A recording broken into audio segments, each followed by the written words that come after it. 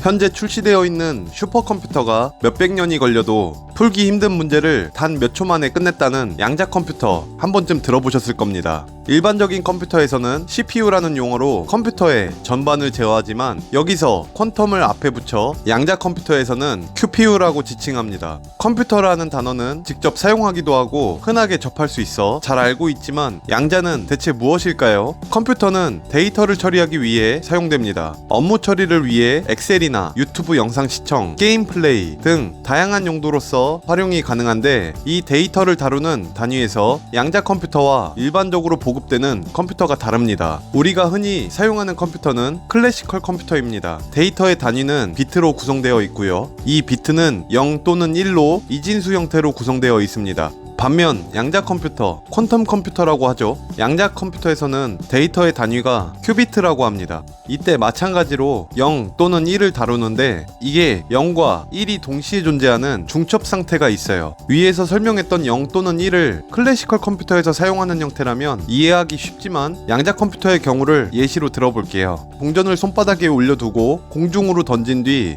다시 동전을 잡았어요. 그럼 잡은 손가락을 펼치면 동전은 앞면일까요? 뒷면일까요? 그럼 앞면과 뒷면 모두 가능성은 있지만 둘 중 하나일 뿐입니다. 그럼 다시 손바닥에 올려둔 동전을 공중으로 던졌어요. 그럼 공중에서 빙글빙글 돌고 있겠죠? 아직 어떤 면으로 착지할지 전혀 알 수가 없어요. 앞면에서 나타날 수도 있고 뒷면으로 나타날 수도 있고 이 상태를 중첩 상태라고 표현합니다. 동전의 앞면과 뒷면 상태 모두 포함하고 있는 것이죠.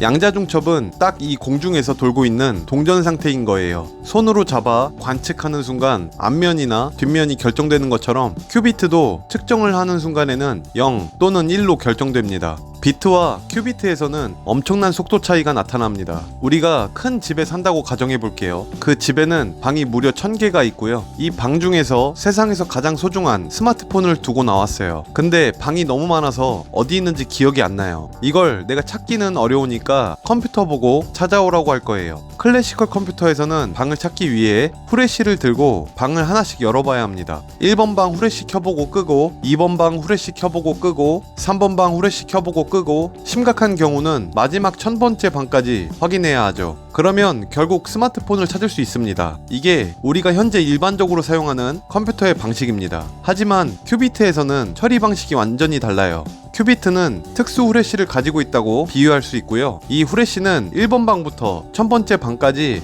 모든 방을 동시에 비춰볼 수 있는 능력이 있어요. 이 상태를 중첩이라고 합니다. 하지만 우리가 눈으로 측정하면 한 번에 한 방만 보입니다. 그래서 양자 컴퓨터는 스마트폰이 있는 방만 점점 밝아지게 만드는 정답 강화 과정을 반복합니다. 이걸 양자 간섭이라고 표현하고요. 반복할수록 스마트폰이 있는 방은 점점 밝아지고 다른 방은 점점 희미해집니다. 1000개의 방이 있다면 이 과정을 약 31번 반복했을 때 스마트폰이 있는 방이 거의 확실하게 가장 밝아집니다. 왜 31번이냐면 이것은 양자 탐색 알고리즘, 그로버 알고리즘이라고 하는데 반복 횟수가 n의 제곱근에 비례하기 때문입니다. 방이 1000개라면 1000의 제곱근 31.6이 되므로 약 31번만 반복해도 특정 방만 강하게 강조되도록 확률이 집중되게 만들 수 있는 것이죠. 이때 측정하면 높은 확률로 정답방을 확인할 수 있어요. 즉 고전 컴퓨터는 최대 1000번의 방을 열어봐야 하지만 양자 컴퓨터는 중첩과 간섭 덕분에 약 31번의 반복만으로 정답에 도달할 수 있게 되는 것이죠. 아직은 상용화라고 해봤자 초기 단계지만 기존 고전 컴퓨터로는 어려운 문제들을 푸는데 강점이 있어 물류 경로, 스케줄링과 같은 최적화 문제나 특정 암호를 빠르게 깨는 암호학 분야나 분자구조 계산, 신약 개발과 같은 화학 시뮬레이션, 그리고 주식시장, 포트폴리오 최적화나 리스크 분석 등 금융시장 등 다양한 산업에서 아직 실험적 연구 단계입니다. 양자 컴퓨터가 출시되면 계산해보고 싶은 게 있어요. 제가 다시 태어나면 화성에 갈 수 있는지 없는지를요. 물론 확인 전까지는 저는 화성에 있을 수도 있고 지구에 있을 수도 있는 중첩 상태가 되겠네요.